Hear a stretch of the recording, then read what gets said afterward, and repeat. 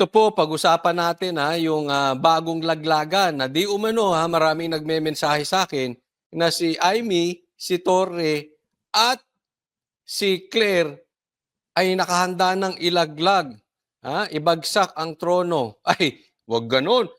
May masasali ka kay Rocket tsaka kay Maharlika sa inciting to sedition. Hindi po.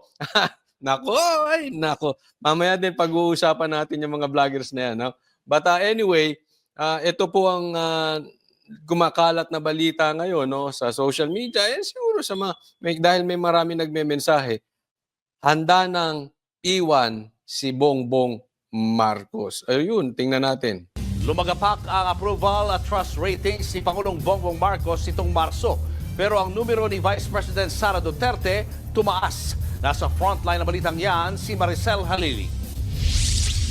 Sa ulat ng Bayan Survey na isinagawa ng Tindi, no? February, 42%.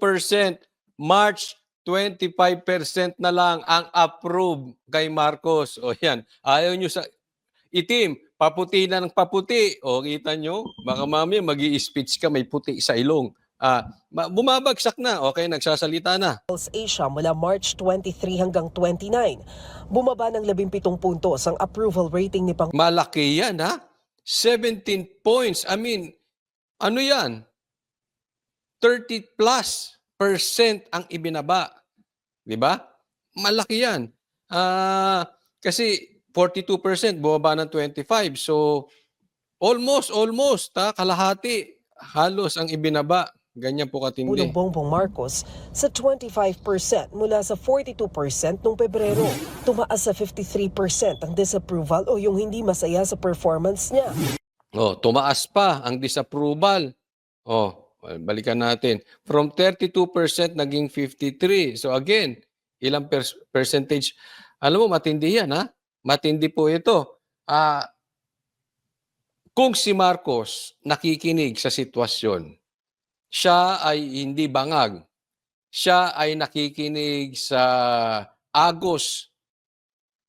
Yang pagbagsak, yung disapproval rating, tsaka yung kanyang approval rating, yung trust rating niya, bagsak talaga. Matindi po yan. No? Dapat aware na dyan si Marcos na it's about time makinig siya sa sigaw ng taong bayan. Sa performance niya, sumadsad din sa 25% mula 42% ang trust rating o yung mga nagtiwala sa Pangulo. Tumaas din sa 54% ang distrust o nawala ng tiwala sa kanya. Matitindi nyo yung approval, disapproval, trust and distrust rating. Kahit saan tingnan mong anggulo, bagsak si Marcos. Walang tiwala ang taong bayan sa kanya, ayaw na ng approve. Ngayon, ito po titingnan natin. Pag ang presidente po, ganyan ang lagay, baka magkaroon po tayo ng leadership vacuum.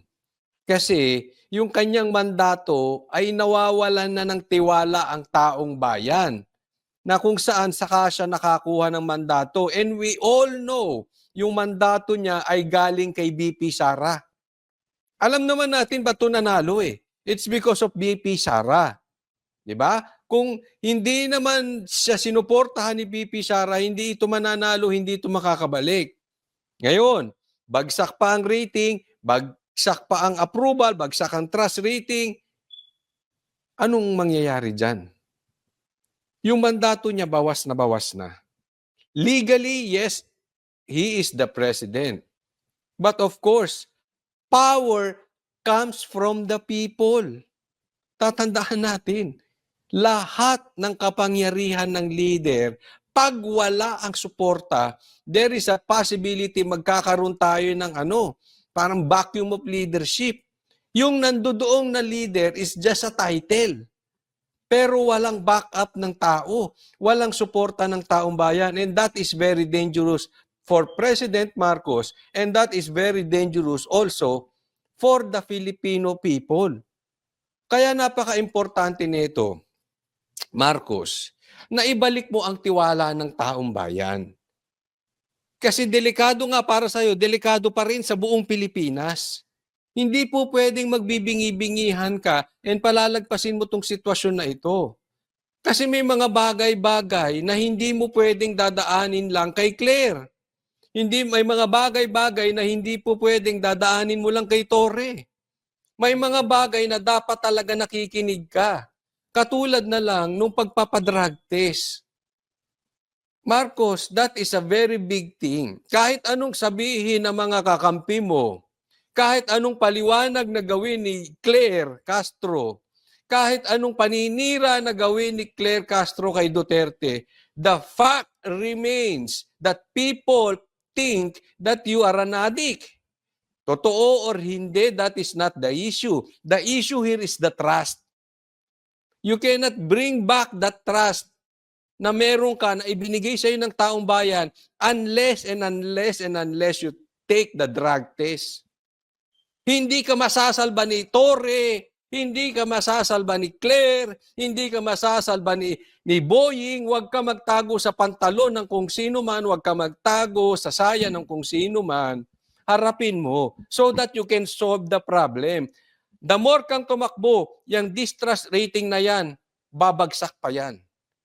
Takbuhan mo ng takbuhan ng problema, babagsak at babagsak yan. And all you have is the title and of course yung makinarya, yung pera ng taong bayan. Pag naubos yung pera ng taong bayan, how can your title hold on? That will be the problem. Next thing you know, baka mamaya the military, maybe the politicians, bibitaw na rin sa'yo. Diba?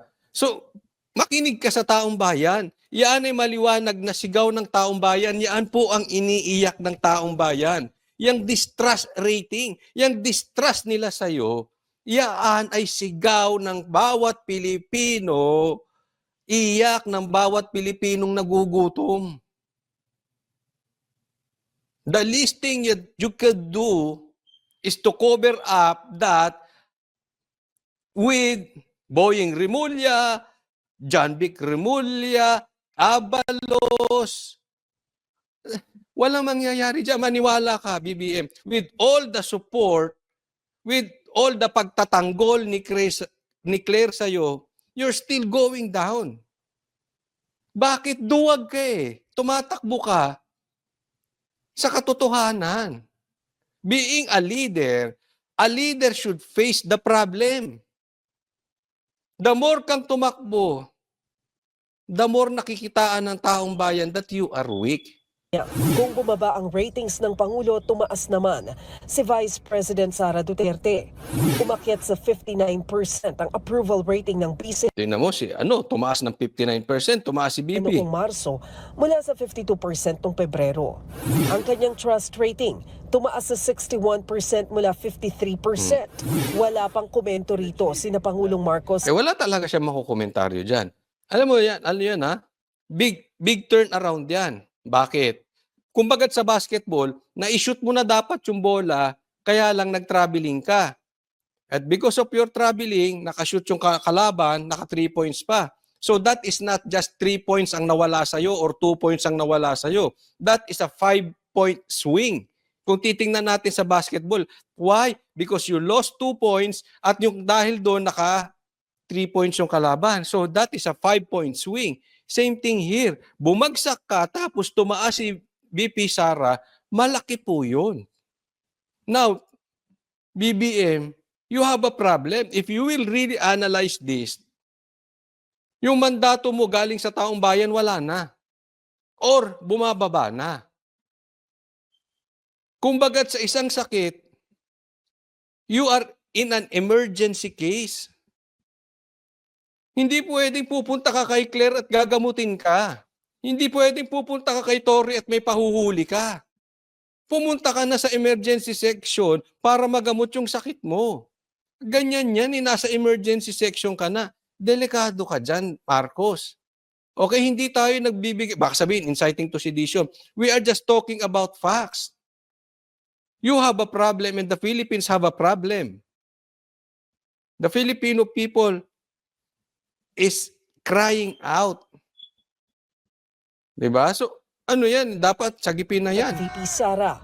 Pero tingin ng political analyst na si Professor Froilan Calilong, Nag-backfire sa Administrasyong Marcos ang pagkakaaresto kay dating Pangulong Rodrigo Duterte noong March 11. Nakadagdag pa ang Senate hearing na pinangunahan mismo ng kanyang kapatid na si Senadora Aimee. See here a house fragmented. No? Practically, it's the Marcos family going up against each other. And ito may malaking epekto to no doon sa perception ng mga taong bayan, particularly doon sa solidarity. Pinapakita rin daw sa survey na malayo ang mga sinasabi ng Malacanang sa nararamdaman ng publiko, partikular sa usapin ng inflation at trabaho. Pagdating kay VP Sara, bakit naman kaya tumaas ang numero niya kahit halos isang buwan siyang nasa The Hague, Netherlands?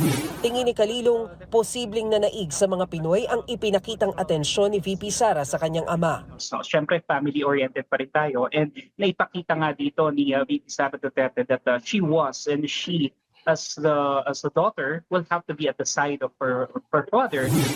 Sa pareho ring survey, nabawasan ng 8 puntos ang Lahat lahat bagsak. Marcos bagsak, Chis Escudero bagsak, Martin Romualdez bagsak, si VP Sara taas.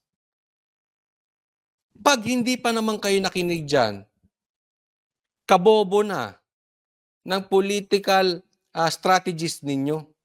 Kabobo ng political advisor ninyo. Huwag kayo alam mo, Marcos, huwag ka maniniwala dyan. Baka mamaya, niloloko ka ng mga tao sa paligid nila, ikaw, nakikinig ka ng nakikinig sa kanila, habang yung mga tao sa paligid mo nangungurakot. Hindi po tayo nagbibintang ha, but that is a possibility. Kasi lahat ng diskarte mo, Marcos, mali eh. And if you will look at it, sabla yung mga nagpapayo sa'yo. And possibly, because of that, namamayagpag yung mga nakapaligid sa'yo, tuloy-tuloy nagtatrabaho sa kurakot. Again, hindi tayo nagbibintang. But that happened before. Sa isang politiko, sa isang presidente na inutil yung presidente at ang nagpapatakbo yung nasa kapaligid. Mag-iingat ka, Marcos. Because what you are doing is a dead end. Is a political suicide. Kaya nga kung ako anak mo, ako si Sandro, sisisantihin ko yung mga nakapaligid sa'yo na mga political advisor. Mali yan binibigay sa yung payo. Tanong kung ako anak mo, kung ako si Sandro, pag sisisigawan ko yung mga tao sa paligid mo, pagbababatukan ko yan. Mali yung binibitawan nilang diskarte para sa'yo. At sinong bumabagsak? Ikaw. Sino ang nangkikinabang? Possibly, sinong nakikinabang sa pera? Possibly, sinong nakakakurakot? Diba? Kaya nga, Marcos, magising ka na. Baka mamaya, all you know, tandaan mo to ha, kasi may mga nagsasabi po, may mga natatanggap ako mensahe. Lahat ng pagtatanggol sa'yo ni Claire, nagba-backfire. Nung una, sa totoo lang ha, naiinis ako kay Claire, but I think she was effective before. Okay? Sa party nyo ha, sa party ng mga BBM, mga Marcos, I think she was effective before. But now, nagiging inefficient na si Claire. Bakit? Wala na siyang ibang rason at the same time, wala naman siyang pinapakitang programa ng gobyerno. Tapos, yung mga komentaryo niya ngayon is all about Duterte na sablay na. Noong una, nakakainis for us dahil alam natin hindi totoo. But now, parang nakakatawa na lang. Yung napaka-OA, ang corny na. Di ba? Sablay si Claire. Tingnan mo, kinuha mo si Claire. After mong kinuha si Claire, dumadaus-dos ang iyong rating. In short, she is ineffective.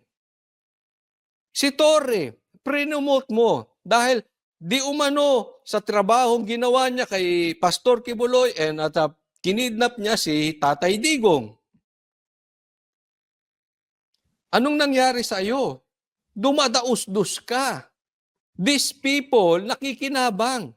Si Claire nakakapag-vlog, nakikilala. Si Torre na po-promote, hindi natin alam kung may financial assistance pa. Tapos yung rating mo bumabagsak. Yung mga tao sa paligid mo, I think they are using you. In my opinion, they are using you dahil may pakinabang sila, then ikaw bumabagsak. Tingnan mo itong mabuti. Tingnan mo kung totoo. Okay, I'm not saying totoo to. I'm not saying na hindi ito totoo. Pero marami tayong nakukuhang mensahe na ito sila Torres, sila Claire, ready ka nang ilaglag. The fact is, parang nilalaglag ka na nga. Dahil yung mga ginagawa nila, ikinababagsak mo, Marcos. Mag-iingat ka. Baka Trojan horse yung mga yan. Ngayon, right now, as I speak, meron din kaming nararamdamang Trojan horse na pumapasok sa gitna ng PDP senators. Alam namin, kampi sa kabila, pero pinapasok kami. Baka mamaya, yung mga kakampi mo, Trojan horse din yan. Sa tingin mo, akala mo, kakampi mo, pero nilalaglag ka. It's happening in both camps, I think. Again, even sa kampo ng Duterte, pinapasok ngayon ng PDP, ng traidor, ng manggagamit. Be very, very careful, Marcos, ha? Mag-iingat ka dyan. Ganyan ang labanan ngayon. Oh, baka mamaya. Anyway, kayo humusga. Ha? Anong sa tingin ninyo, yung mga natatanggap natin, totoo ba ito? But the fact remains, totoo or hindi, the numbers will not lie. You are going down, Marcos. Tingnan mo ang ratings. Di ba? Tatandaan mo si Claire. Nilalaglag ka niyan dati, nagkaposisyon lang. Kaya todo tanggol sa'yo. Si Torre, akala mo ba nasa iyo loyalty niyan? Di ba? Pag nakaupo si BP Sara, babaligtad yan. Why? Hahabulin siya ng batas. And he knows that he is not stupid, I think. He is not that stupid, maybe a little.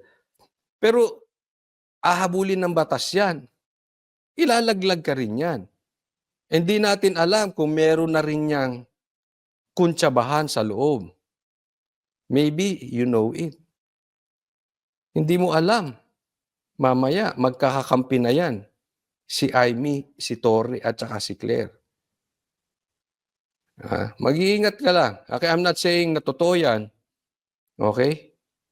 What I'm saying, makinig ka sa taong bayan.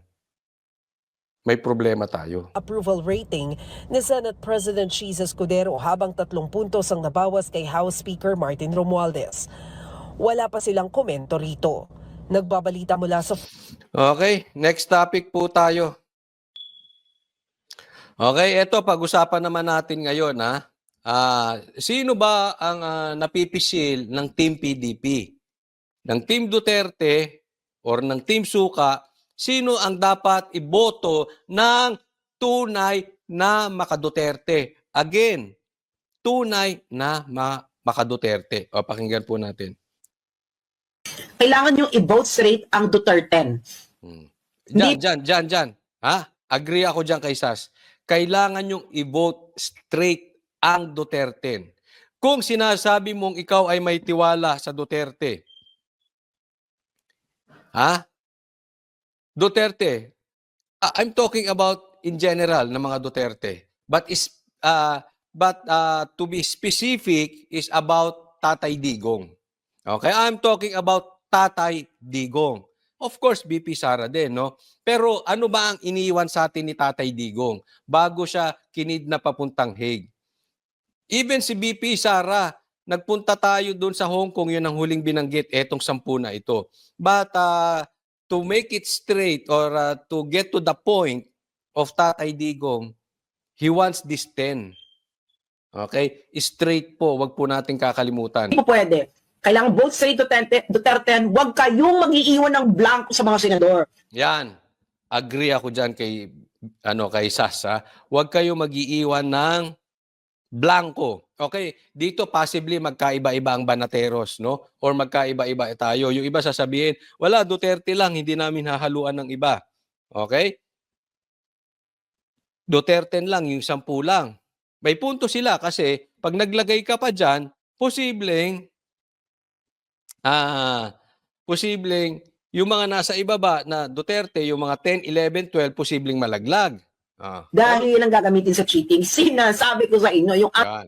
Ayan. Yan ang punto. Bakit kailangan i-fill up mo? Kasi yan ang gagamitin sa cheating. Yang dalawa na yan, i-fill up pa nila. Okay? So, possibly, yung iba sinasabi para wag na malaglag yung pang siyam o pang 10 na Duterte, wag na maglagay ng dalawa para umangat silang todo. Kasi baka yung nilagay mong dalawa, yun pa ang magpatanggal doon sa original na 10. Di ba? Abot ko po ang yung inyong doon. Kaya lang sa ibang banda, posible naman na i-fill up nila yan at ang ilagay nila dyan si Bam Aquino. Ilagay nila dyan itong plastic na kain ng kain sa takip ng kaldero. Di ba? Eh kung ilagay nila dyan si Abalos, ilagay nila dyan yung mga NPA. Ang daming tumatakbo ngayon. Eh kayo nang bahala, huwag kayong maglalagay dyan ng NPA. Huwag kayong maglalagay dyan ng komunista. Coach Oli, paano yon? Baka nga naman, pag naglagay pa kami ng dalawa, matanggal pa yung mga di huwag kayong maglagay ng malakas. Ang ilagay nyo pang 11 at pang 12, yung sa tingin ninyong mahina, na hindi kayang matanggal yung pang 9 at pang 10 ng Duterte. Pero yung ilalagay mo dyan, you make sure na talagang loyal kay Tatay Digong. At may magagawa. Hindi yung loyal lang kay Tatay Digong. O yung kunwari may nagagawa. Ako I suggest, kumuha kayo nung sa tingin ninyong bago, pero may resibo. Kasi kung boboto lang tayo, lalagay mo dyan si Tito Soto. Ano bang nagawa nung mga yon? Diba? Si Ping Lacson, ano bang ang tagal-tagal na niya, wala namang may significant na bago ba nila ang Pilipinas? So kumuha kayo ng bago na sa tingin ninyo, hindi makakaapekto. And at the same time, pag naglagay kayo ng dalawa, hindi magagamit sa dayaan. Diba? Coach Oli, tanong, ikaw ba sino pa yung dalawa? Hindi ko po alam. Okay? Hindi ko po pa alam kung sino yung idadagdag kong dalawa dyan. But definitely, one thing for sure, it's not Aimee. Dyan, sigurado ako dyan. Bakit? Naaalala nyo ang Banateros, maraming nagmura sa Banateros, nagalit sa Banateros dahil prinomote ni BP Sara si Bongbong. At hindi kami umagri doon dahil ang pinakinggan namin si Tatay Digong. Anong sabi ni Tatay Digong? Bangag yan, nagdodroga yan sa jet plane at saka sa yate. Kung totoo yun or hindi, the point is, nakinig kami kay Tatay Digong. Yun ang punto. Okay? So kahit in-endorse ni BP Sara si BBM, hindi kami nakinig. Maraming nagmura sa amin, maraming nagalit sa amin. And yet, hindi sa pagmamalaki, maraming nagmumura sa amin, nanonood na po sa amin. Bakit? 3 years after, we prove na totoo at tama yung sinasabi namin. Hindi namin sinasabi kaming matalino, ang sinasabi namin may paninindigan kami doon sa sinabi ni Tatay Digong. Maliwanag po. No? Okay. Ngayon, kung gusto nyong iboto si Aimee, bahala kayo, walang pilitan. Hindi po ganyan ang Banateros. Basta ako, hindi ko alam kung anong boto, kasi malayo ako ngayon sa kanila. Okay, but I think pare-parehas kami ng stand dito. But in any case, kung magkakaiba man kami ng case, ay ng stand, wala naman pong diktador sa Banateros eh. Yung kailangan ito sundin, ito dapat gawin. Hindi, iba-iba. Minsan nga nagkakakontrahan kami dyan eh. Ang stand ko, iisipin ko, magboboto pa ako ng dalawa. Sa ngayon, di ko pa alam. But definitely, it's not Aimee. Unless there is a significant na gagawin niya bago mag-eleksyon. Hindi po pwedeng may plano yan. Hindi po pwedeng may strategy yan. Hindi po pwedeng, ay, hindi naman tanga si Sara para hindi niya style na kaya niya in-endorse yan dahil meron silang plano. Hindi po pwedeng ganon. It's the same thing as yung pre-promote niya si Marcos. Hindi kami nakinig and yet we were tama. Hindi ko po sinusumbat but we stand. Bakit? Nabudol na nga eh. Sinabi na ni Tatay Digong, at the same time now, ito sinabi ni Tatay Digong, hindi naman sinabi ni Tatay Digong iboto si Amy. Kaibigan nila, yes, walang problema. Meron din akong kaibigan, tumatakbong senador eh. Pero I will not vote for him. I will not endorse him. Pero kaibigan ko siya. Matalik kong kaibigan. But that doesn't mean nabilib ako sa kanya sa politika. Hindi. Magkaibigan kami. Yes. So kung kaibigan man ni Sara, sa inyo yan, kaibigan yan. But politically, I don't think she deserves it. Unless, gawin niya to. Mapakulong niya, mapakontempt niya si Torres, si Boying, o si John Vic. Dahil naging kasangkapan sila sa pagkikidnap kay Marcos, ay kay Tatay Digong. Or, mapabalik mo si PRRD rito. Or magsampa ka ng impeachment laban sa kapatid mo. Or i-call out mo ng drug test yung kapatid mo. At magpa-drug test nga si Marcos. Di ba? Walang problema. Kung yan magagawa mo, that is not lip service anymore. That is resibo. Ayaw namin yung marinig kasi posibleng gawin ito, posible ito, maybe ito ang plano nila, ito strategy nila, ito gagawin nila, ito ganyan, ganito, meron silang plan. Hindi po pwedeng ganun. Hindi pwedeng maybe. Hindi pwedeng ito strategy. Kailangan dito resibo. Bakit ilang beses na tayong nabudol ng Marcos? Hindi po pwedeng ganun. Naunawaan niyo po. So kung meron, hindi pakita niya. Kakampanya ko pa siya araw-araw. Kung yung mga sinabi ko, magawa niya. Walang problema. But as of now, wala pa siyang resibong wala pa siyang papakitang resibo kung hindi itinaas lang yung kamay niya ni BP Sara. That is not a plan. Hindi niya masusolusyonan yung problema sa gutom ng bawat Pilipino. Hindi niya masusolusyonan doon sa problema ang ginagawa ng kapatid niya dito sa Pilipinas. Kahit itaas pa ang kamay niya na ni BP Sara 10 beses, hindi yan solusyon. So we want resibo. Hindi taas ng kamay. Again, walang pilitan. If you want to vote for for Amy, go ahead. Kung sa tingin ninyo may magagawa si Amy, go ahead. But as for me, wala. Pakita muna ng resulta. Maliwanag po. Okay. Undervote na count, i-distribute nila yan. Okay? Kaya huwag kayong mag-undervote. 10 plus 2. Huwag kayong boboto ng kahit sinong kakamping. Ay, yan ang huwag niyong gagawin. Kakamping. Huwag kayong boboto ng kakamping. Alam niyo na kung ano ang linyada ng kakamping. Alam niyo na siguro kung saan nanggagaling ang kanilang financial support. Alam niyo na kung ano ang karakas ng pink. Okay? Kayo na, ilagay niyo sa comment section. Ano ba ang linyada ng yellow pink? Lagay niyo dyan para maliwanagan ng ating mga kababayan. Pero wag na wag for me. Huwag niyong iboboto. Ang mga kandidatong nag-uumpisa sa letter T, ang apelyido, kailangan Bongo should be number 1. De La Rosa should be number 2. Ako, Pastor Kibuloy, number 1. Number 1, Pastor Kibuloy. Bakit? Coach Oli, kasi check, nawala.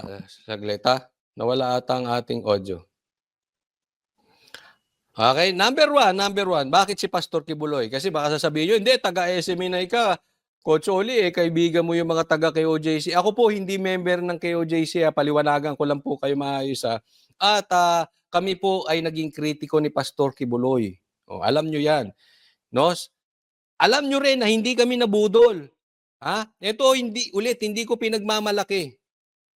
Pero so far, yung sinusuportahan namin na tumatakbo, kita nyo until now malinis. Even sa Isko, malinis, di ba?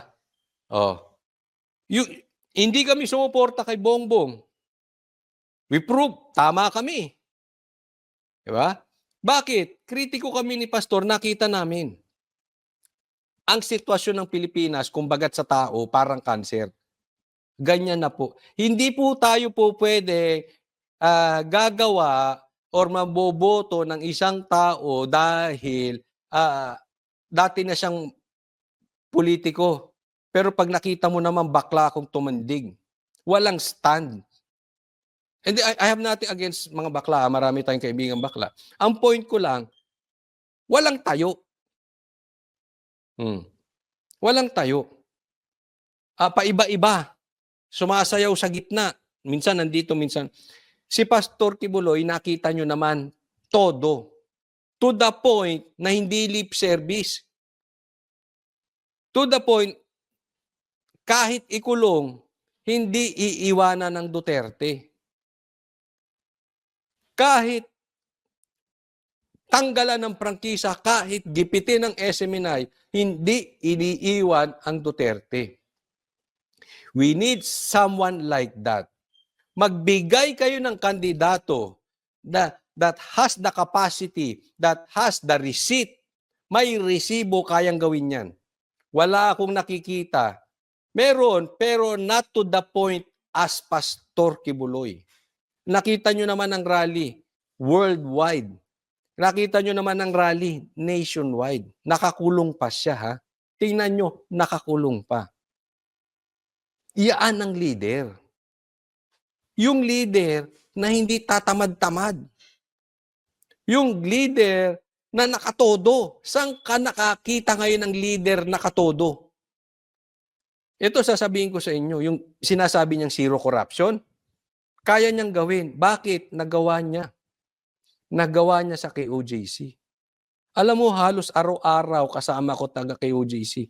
Araw-araw kasama ko taga SMNI. Nakikita ko, nababantayan ko yung galaw nila. Observant ako eh. Ako, tahimik, nakikinig lang ako pero observant ako. Alam mo kung bakit ko nasasabing talagang zero corruption? Bukod sa ebidensya, nakita nyo naman yung kingdom, nakita nyo yung prayer mountain, nakita nyo yung glory mountain. Ha? Zero corruption. Hindi yan magagawa kung kurap ang head. Pero isa pong senyales ng zero corruption, tingnan mo yung mga nakapaligid. Kasi possible, hindi kurap ang leader, pero babagsak ang organisasyon dahil yung mga nakapaligid.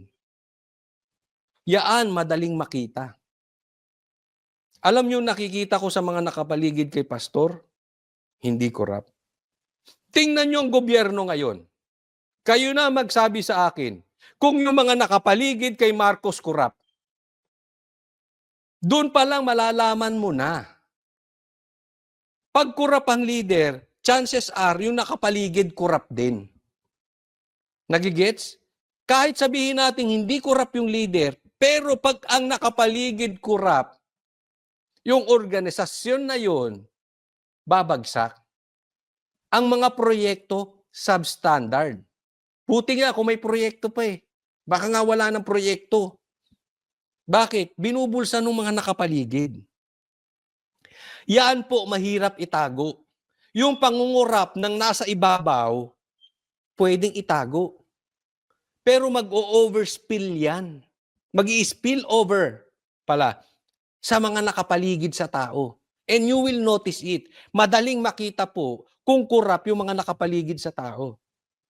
And that one thing, I can prove to you, I can vouch on that, na si Pastor Kibuloy ay hindi kurap. Even yung mga nakapaligid sa kanya. Kaya nga po dinidiin ko sa inyo, we need someone like him. Actually, we don't need him. We need him badly. We need him badly. Wala akong nakikita na what will solve the problem of the Philippines. Ikot na po ako sa mundo. nakikita ko po yung mga magagandang nangyayari sa iba't ibang bansa. Until now, tayo na lang yung nakaroro. Nakakaawa na po ang Pilipinas.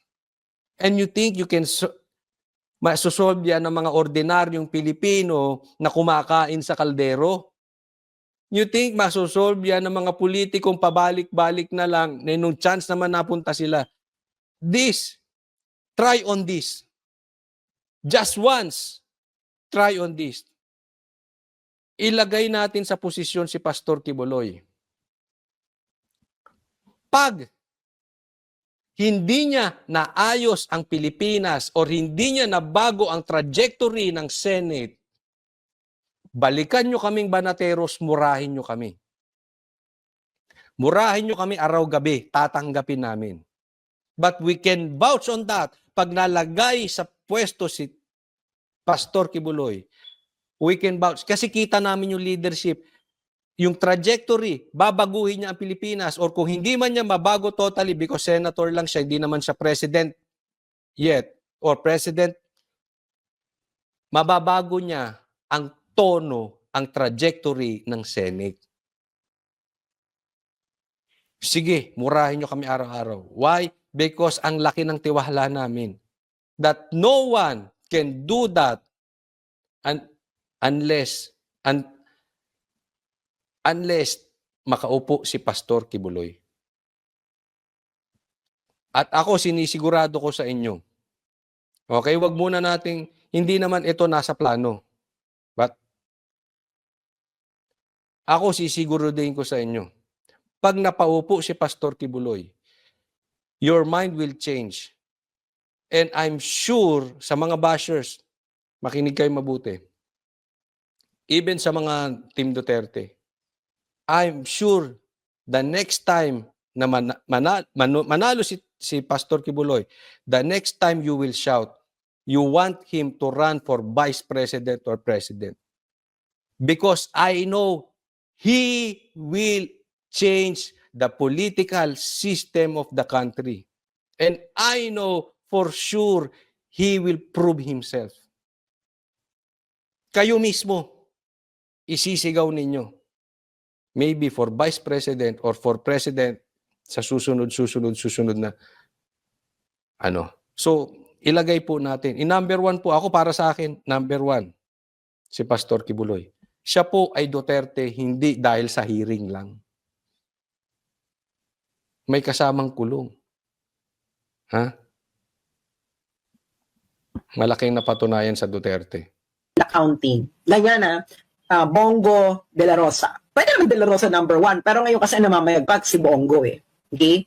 At wala dapat kakamping candidates ang pumasok. Tama na yan, na-i-plot natin yung Senadoro. No? And I'm pretty sure, yung kabilang parlor, dinadala naman nila yung Kiko Bam. Ayaw lang sabihin ni Kiko Bam na dinadala rin naman sila ng alyansa. Pero kailangan ako, I believe, Sasa, ako naniniwala ako na si Bam at itong kumakain sa kaldero ay dinadala ng alyansa ni Marcos. Ayaw lang nila lantarang gawin, no? Kasi nabawasan sila ng 2, si Camille at saka si Ivy, wala na sa kanila. Ang talagang dinadala nila dyan, si Bam at si Kiko. Ba't nila gagawin? Kasi they need the support of the pink. Because head to head, they cannot compete with the Dutertes. So they need the support of the pink. Ang sa tingin ko dyan, they have a secret agreement that they will carry Bam and Kiko na ang kapalit that the pink will support the alyansa. Sa madaling salita, pasensya na po sa kumakain, kinain po nila yung tinain nila. Kinain po nila yung sinuka nila. Dati nagsasabihan yan, diktador, mamamatay tao, magnanakaw, corrupt, sinasabihan nila Marcos. Ngayon, nakikipag-alyansa. Di ba, ganun din ang Marcos, kung ano-anong sinasabi sa Dilaw. Pero ngayon, nakipag-alyansa. Ay kung siguro buhay yung tatay ni Marcos, baka binatukan yan. Isipin mo, ang ipapalit mo sa kapatid mo na si Amy, na umalis sa alyansa, ay yung kapamilya or anak nitong kapamilya nitong nagpatanggal sa akin sa posisyon at nagpatapon sa akin sa away. 'Di ba? Ang sakit nun. Kung ako tatay talaga nito si Bongbong, binatukan ko talaga to kaliwat kanan. Pinatanggal ako, tapos tinanggal mo yung kapatid mo. Tapos yung nagpatanggal sa akin, kapamilya nung pinatanggal mo. Adik ka ba? Adik ka ba? Babatukan pa kita. Kung ako yung tatay, kaso hindi ako yung tatay. Di ba? At yun nga mga kababayan, anong masasabi niyo sa balitang ito? Maaring ihayag ang inyong opinyon at kuro-kuro sa comment section sa ibaba. Huwag din kalimutang mag-like, mag-subscribe at mag-share sa bidyong ito.